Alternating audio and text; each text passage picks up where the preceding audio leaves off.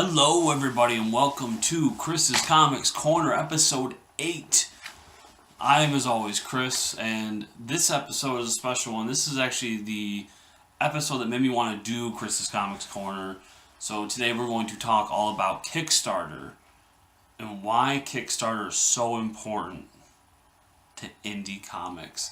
So, as people may know who have watched or listened to the podcast, we spent our first year talking to a lot of indie creators from Kickstarter, and I still to this day talk to a few and try to get them on the show because I really love the indie Kickstarter community as it comes to comics, and I think it's a very important part of the comics community that not a lot of people know about or really dive into.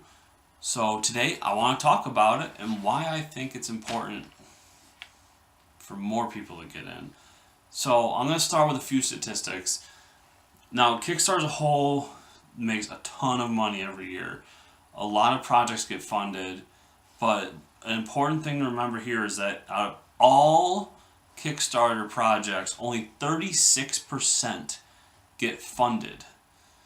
Now, I want you to keep that in mind because the success rate for a comic book Kickstarter project is much higher. So, comics in general, how many projects have been launched since Kickstarter started, specifically for comics? 10,973. As of the recording of this, that number, of course, is always going up. So that is a huge number of projects that have been launched. People who have made books and have gone out there and tried to get somebody to help them make it a reality. The amount of money that is funneled through Kickstarter is outrageous. But just in comics, successfully funded projects, once again, as of the recording of this video, there has been $67.45 million spent on Kickstarter to get comic books made and people's dreams turned into reality. And that success rate I was talking about, comics have a 54% success rate on Kickstarter. So that means that a multitude of things. Mostly, comics can be cheaper to publish as opposed to like an Oculus Rift or a video game of some sort or any other very famous Kickstarter project. So they're a little bit cheaper, so it's easier to get a small, tight community together to make a project real.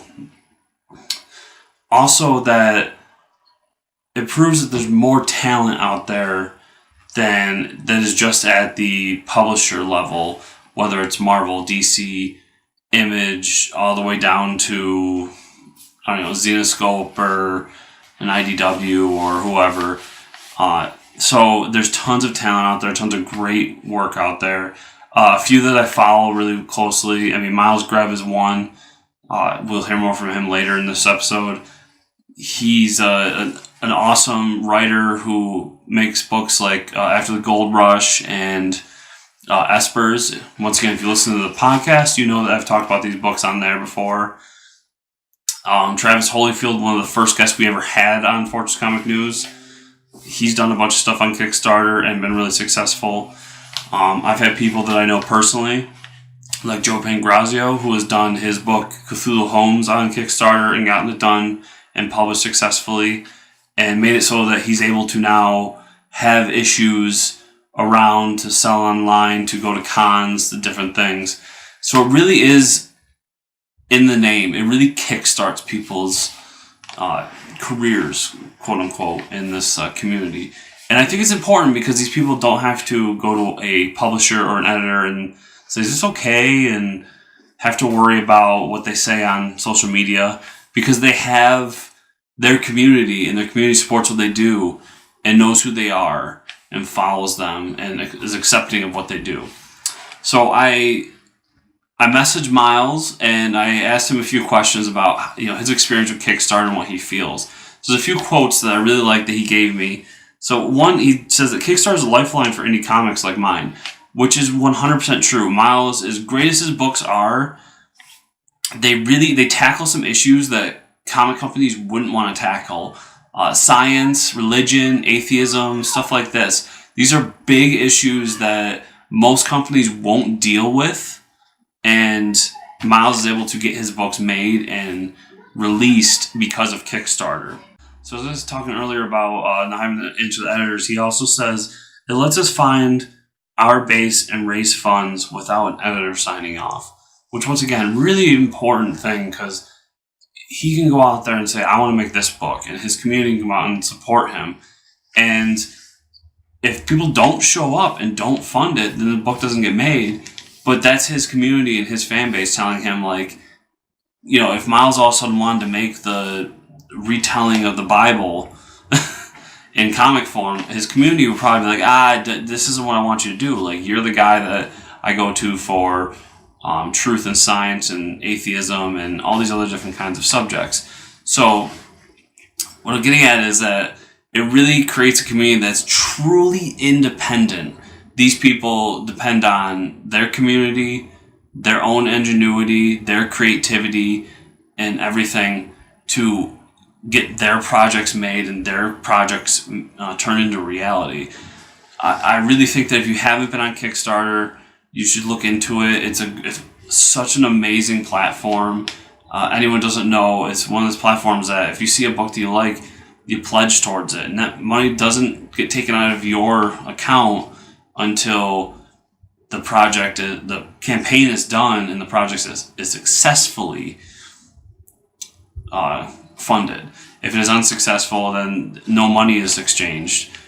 That's a way to kind of protect the patrons of Kickstarter to feel more comfortable in spending their money on that platform.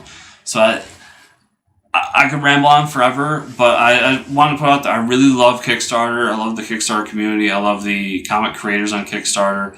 And there's many other things that are done on Kickstarter, but obviously this is a comic book show and a comic book channel, so we talk comics. But once again, if you haven't checked out Miles, you can check out Miles. I'll put his link below. If you haven't checked out Travis, same deal. I'll put his Facebook profile below. Great people.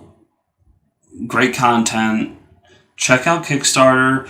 I at least once every couple of weeks will jump on there, hit the explore button, and check out what's on there. I've gotten some really cool books on there. I've gotten some crap too, but you know, it's just like anything else. I've gone and bought Marvel or DC books and they've been crap as well. So you never know what you're getting, but you're helping truly independent creators make their dreams come true, and there's just no other way it could happen.